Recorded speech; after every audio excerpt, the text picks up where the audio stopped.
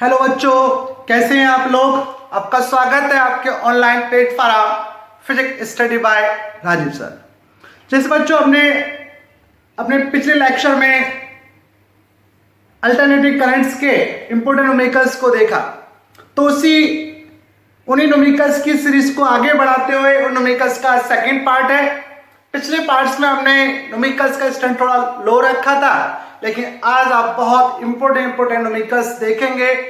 आज का स्टैंड थोड़ा हाई होगा, ठीक है। बहुत महत्वपूर्ण वीडियो होने वाला है, बहुत महत्वपूर्ण लेक्चर होने वाला है, तो लेक्चर को बीच में स्किप मत करना, लास्ट तक बने रहना। तो देखते हैं आज का फर्स्ट न्यूमेरिकल्स।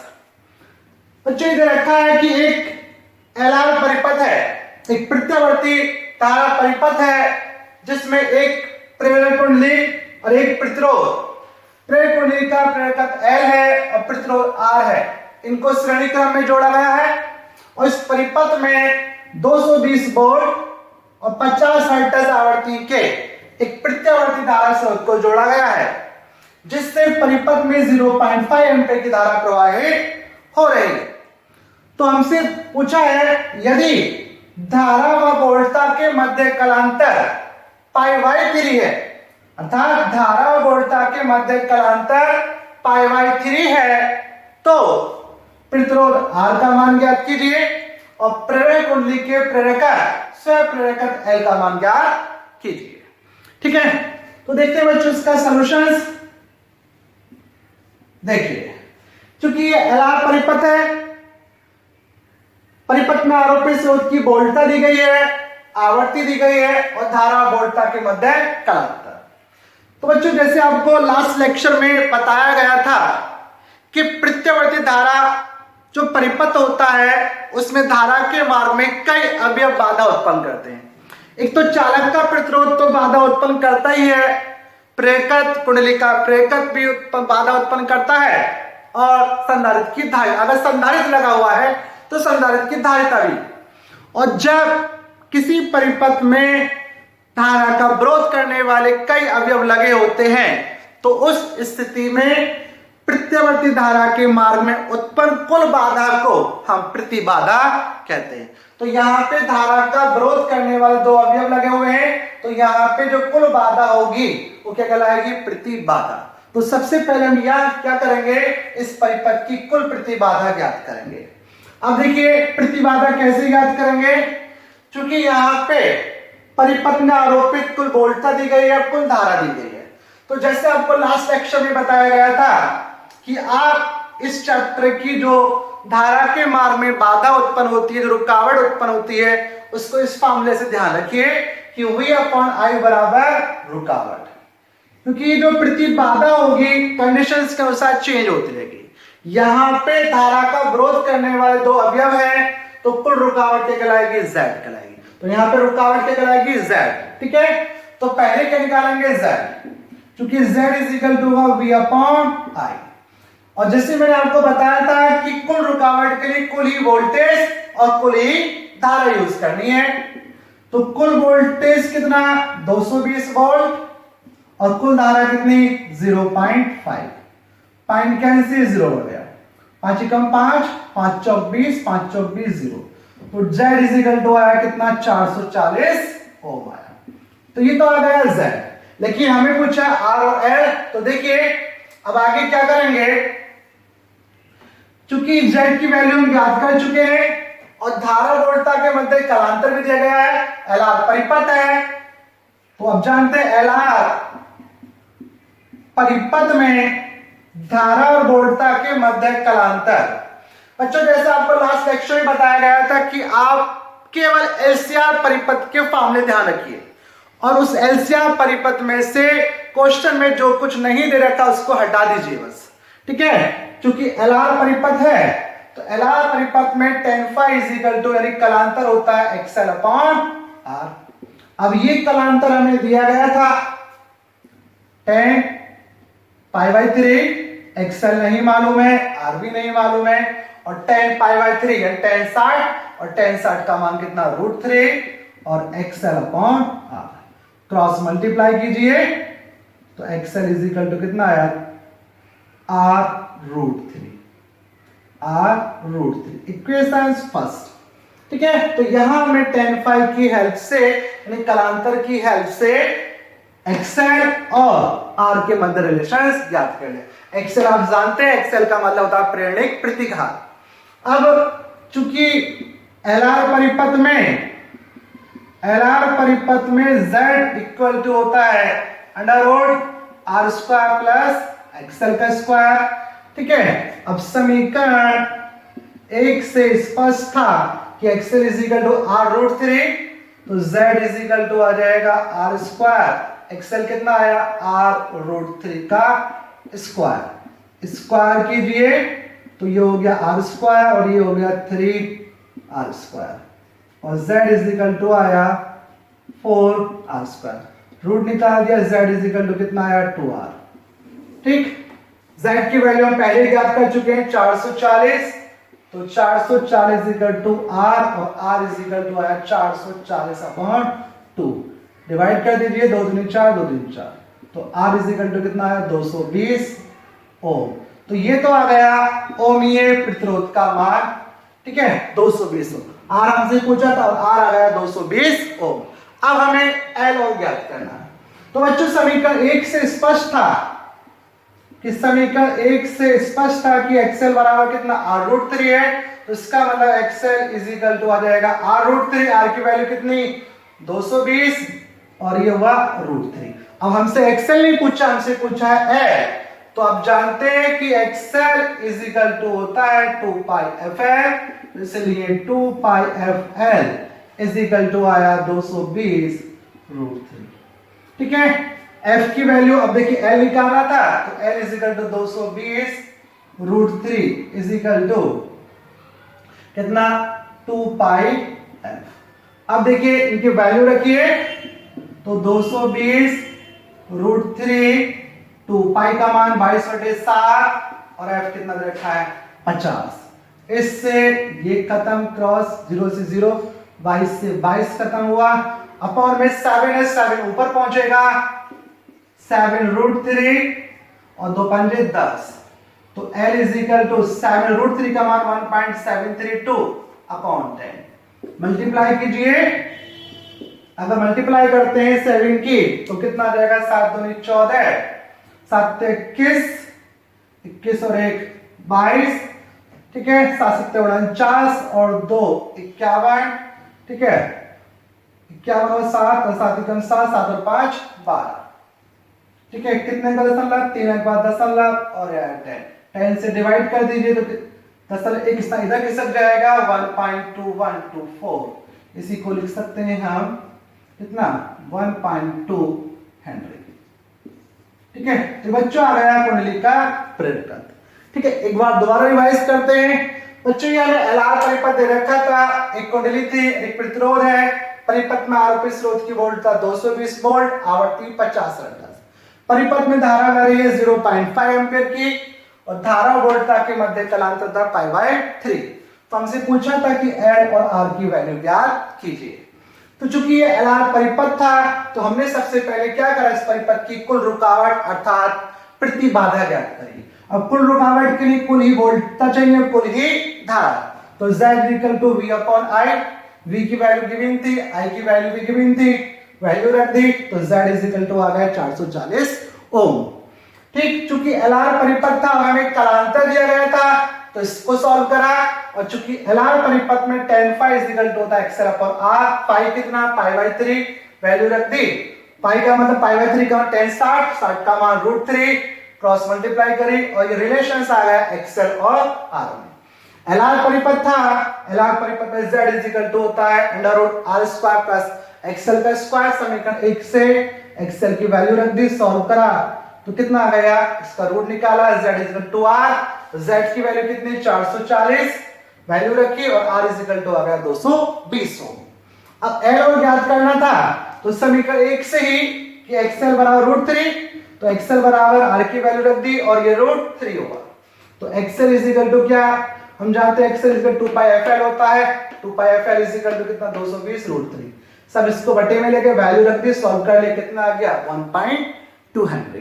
ठीक है, तो स्क्रीनशॉट लीजिए और फिर देखते हैं आज का नेक्स्ट समीकरण। देखिए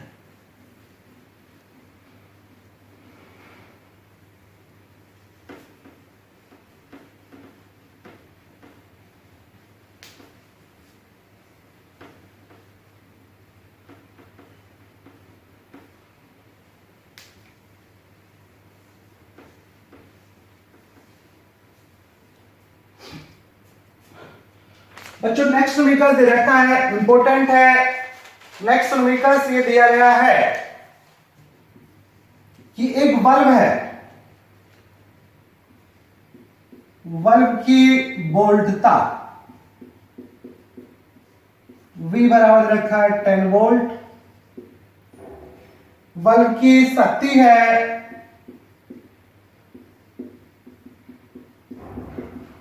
P बराबर 2 वाट, ठीक है। और स्रोत की वोल्टता, प्रत्यावर्ती स्रोत की वोल्टता, इसको मान लीजिए B डैश, ये दिया गया है 100 वोल्ट, आवृत्ति है 40 हर्ट्ज, ठीक है। तो हमसे पूछा है बल्ब को जलाने के लिए आवश्यक कुंडली का प्रेरकत्व L हमें ज्ञात करना। दोबारा समझिए न्यूमेरिकल्स को। बच्चों हमें दे रखा है कि एक बल्ब है 10 वोल्ट का और 2 वाट का। अब इस बल्ब को हमें एक ऐसे प्रत्यावर्ती धारा स्रोत से जलाना है जिसकी वोल्टता 100 वोल्ट है और आवृत्ति 40 हर्ट्ज है, ठीक है। तो अगर बच्चों में इसको ऐसे डायरेक्ट लगा देंगे, क्योंकि बल्ब है 10 वोल्ट का और लगा दिया हमने 100 वोल्ट पे, तो क्या बल्ब फट जाएगा, ठीक है। तो हमसे पूछा गया है कि हमें इस बल्ब को जलाना है। अब कैसे जलाना होगा, तो जलाएंगे कैसे, तो यही पूछा है कि इस बल्ब को जलाने के लिए आवश्यक कुंडली का प्रेरकत्व क्या होगा। देखिए बच्चों इस टाइप के न्यूमेरिकल्स क्या होते हैं, क्योंकि बल्ब क्या है 10 वोल्ट का, अब इसको जलाना था हमें 100 वोल्ट की सप्लाई से। क्योंकि ये बल्ब 10 वोल्ट का है तो केवल 10 वोल्ट के विभवांतर को सहन कर सकता है, और हाई वोल्टेज लगा दिया बल्ब क्या होगा, फट जाएगा। और हमें जलाना है हाई वोल्टेज से, तो देखिए यहां पे हम एक ऐसा बंदोबस्त करेंगे कि बेशक हम वोल्टेज बढ़ा दें, बेशक वोल्टेज हम बढ़ा दें, लेकिन वोल्टेज से केवल उतने ही, यानी हाई वोल्टेज से उतनी करंट निकलनी चाहिए जितनी करंट बल्ब सहन कर सकता है, तो बल्ब जलता रहेगा। अब वोल्टेज बढ़ा है तो करंट तो बढ़ेगा, तो यहां पे हम एक ऐसा बंदोबस्त करेंगे कि हम वहां पर जो करंट ज्यादा निकल के आएगा उसके मार्ग में कुछ बाधा उत्पन्न कर देंगे, और बाधा उत्पन्न करने से उसका करंट क्या हो जाएगा, कम हो जाएगा, और करंट कम होने से बल्ब आसानी से जलता रहेगा। तो इसके लिए बाधा उत्पन्न करने के लिए यहां पे क्या यूज की गई है, प्रेरक कुंडली। कुछ न्यूमेरिकल्स में आपसे पूछा जाता है कि संधारित्र जोड़ दिया जाता है, क्योंकि संधारित्र की धारिता भी बाधा उत्पन्न करती है, तो धारिता पूछी जाती है। यहां पे कुंडली जोड़ी गई है, तो कुंडली कितने प्रेरकत्व की जोड़नी है कि बल्ब जलता रहे, तो प्रेरकत्व हमसे पूछा है। तो देखिए सबसे पहले बच्चों हम ये ज्ञात करेंगे, यहाँ पे न्यूमेरिकल्स में हम ये ज्ञात करेंगे सबसे पहले कि जो बल्ब है वो अधिकतम कितनी धारा को सहन कर सकता है, बिना फटे अधिकतम कितनी धारा को सहन कर सकता है। अब बल्ब 10 वोल्ट का, बल्ब की शक्ति कितनी, 2 वाट, तो हम जानते हैं P इक्वल टू क्या होता है, VI। P बल्ब की शक्ति 2 वाट, बल्ब की अधिकतम वोल्टता 10, और यहां पे I की वैल्यू निकालिए, तो ये आता है, यह आ जाएगा 2/10 और 10 दूनी 20, 0.2 एम्पीयर। यानी कि ये जो बल्ब है अधिकतम 2 एम्पीयर की धारा को सहन कर सकता है, ठीक। अब इसके बाद हम ये ज्ञात करेंगे कि बल्ब है चालक है, तो उसका प्रतिरोध भी होगा, तो बल्ब का खुद का कितना प्रतिरोध है यह अब ज्ञात करेंगे। कैसे, फिर सेम वही तरीका, चूंकि हम जानते हैं P इक्वल टू क्या होता है, V²/R। तो यहां से P कितना, 2 और 1 की बोल्टता कितनी 10 गुणा 10 अपॉन आर, और आर इज इक्वल टू 10 गुणा 10 बटे 2 आया, 2 पंजे 10 और 10 पंजे 50। ये आया बल्ब का प्रतिरोध, यानी जो बल्ब है, चालक जो है वो खुद बाधा भी उत्पन्न कर रहा है, कितने ओम की 10 ओम की। ठीक, अब जैसे आपको स्टार्टिंग में बताया, हमें इस बल्ब को जलाना है 100 वोल्ट से, 100 वोल्ट के हाई वोल्टेज से जलाना है। तो हम इसको सुरक्षित तभी जला सकते हैं कि यहाँ पे ऐसी व्यवस्था करेंगे कि इस 100 वोल्ट की सप्लाई से बल्ब को केवल उतनी अधिकतम धारा पहुंचे जितनी वो सहन कर सकता है। बल्ब कितनी धारा सहन कर सकता है? 0.2 एम्पियर। तो यहाँ पे मैं कैसा अरेंजमेंट करेंगे कि इस 100 वोल्ट की सप्लाई से बल्ब के अंदर कितनी धारा प्रवाहित होनी चाहिए? केवल 0.2 एम्पियर।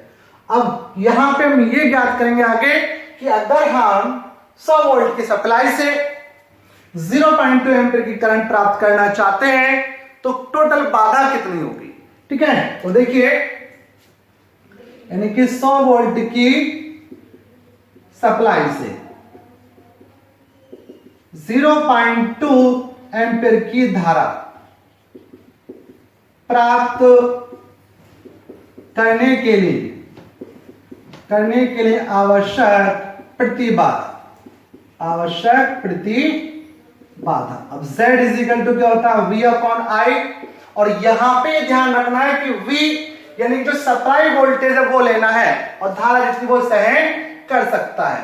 तो V डैश कितना 100 और I कितना 0.2 एम्पियर। तो पॉइंट कैंसिल, तो कितना आ गया 2 पंजे 10 और Z इज इक्वल टू कितना आया 500 ओम आया। यानी कि अगर हम 100 वोल्ट की सप्लाई से 0.2 एम्पियर का करंट प्राप्त करना चाहते हैं तो टोटल जो परिपथ की बाधा होगी वो कितनी होनी चाहिए? 500 ओम होनी चाहिए। और हमारे पास केवल उपलब्ध कितनी है? 50 ओम, और हमें चाहिए 500 ओम। तो इसलिए इस बाधा को बढ़ाने के लिए क्या करना पड़ा? हमें प्रेरक कुंडी लगानी पड़ेगी। वो कुंडी जो लगाएंगे कितने प्रेरकत्व की लगाएंगे ये हमसे पूछा गया। ठीक है, अब देखिए बच्चों, क्योंकि जैसे बल्ब के साथ प्रेरक कुंडली जोड़ी जाएगी तो बल्ब का प्रतिरोध R, कुंडली का L हो गया प्रेरक, तो ये बन जाएगा कौन सा परिपथ? LR परिपथ। और हम जानते हैं LR परिपथ में Z इज इक्वल टू होता है under root R square plus XL का स्क्वायर। तो Z कितना 500, R का स्क्वायर, R कितना 50 का स्क्वायर, और ये हो गया XL। वर्ग कीजिए तो कितना हो जाएगा? ये 2500। ठीक है, 2 में 2500 हो जाएगा, इसका वर्ग की नहीं, 2 जीरो और आएंगे और इसका आ जाएगा कितना? ये हो जाएगा 2500 और ये प्लस XL का स्क्वायर। इसको चले आइए 1 2 3 4 माइनस 2.50, ये हो गया माइनस 2500 XL का स्क्वायर। माइनस कीजिए, घटाते हैं तो 0 आया। ठीक है, फिर 0 में से 0 गया 0। ठीक, अब ये 10 में से 5 गए 5, 9 में से 2 गए 7, और यहां पे बचे 4 और यहां पे 2 इज इक्वल टू XL का स्क्वायर। और XL is equal to under root 247500। अब बच्चों हमसे XL नहीं पूछा, हमसे पूछा था कि जो हम कुंडली जोड़ेंगे उसका प्रेरक कितना है। अब चूंकि हम जानते हैं XL इज इक्वल टू होता है 2πfL, इसलिए 2πfL इज इक्वल टू हो जाएगा 247500 और L इज इक्वल टू हो जाएगा रूट 247500 अपॉन 2πf। ठीक है, तो रूट 247500 2 पाई, हमें पाई की वैल्यू आपको मालूम होती 3.14 और f जो गिवन था वो कितना था 40। ठीक है, तो ये आ जाएगा अंडर रूट 247500 और ये हो जाएगा डिवाइड करें 4 3 8 8 4 32, ऐसे लगे 3 8 1 8 8 3 11 हुआ, 8 3 24 24 और 1 25 और 1 0 और 11। ठीक, अब बच्चों क्या करेंगे, इस ये जो आया √247,500 इसका अब रूट निकालना, और रूट जो निकाल के आए उसको 2 से 10.20 से क्या कर देंगे, डिवाइड कर देंगे। आई होप इतना तो आप कैलकुलेशंस कर सकते हैं। ठीक है, और कैलकुलेशंस करने पे जो एल आएगा वही होगा इसका आंसर। ठीक है, आई होप के समझ में आया होगा। ठीक है, स्क्रीनशॉट लीजिए। तो बच्चों आज बस इतना ही रहने देते हैं। ठीक, और बच्चों आपको लेक्चर पसंद आया हो तो प्लीज मेरे चैनल को सब्सक्राइब करना, अपने फ्रेंड के साथ शेयर करना, और इन न्यूमेरिकल्स के विषय में अगर कोई क्वेरी हो तो प्लीज मुझे कमेंट करना। थैंक यू, धन्यवाद।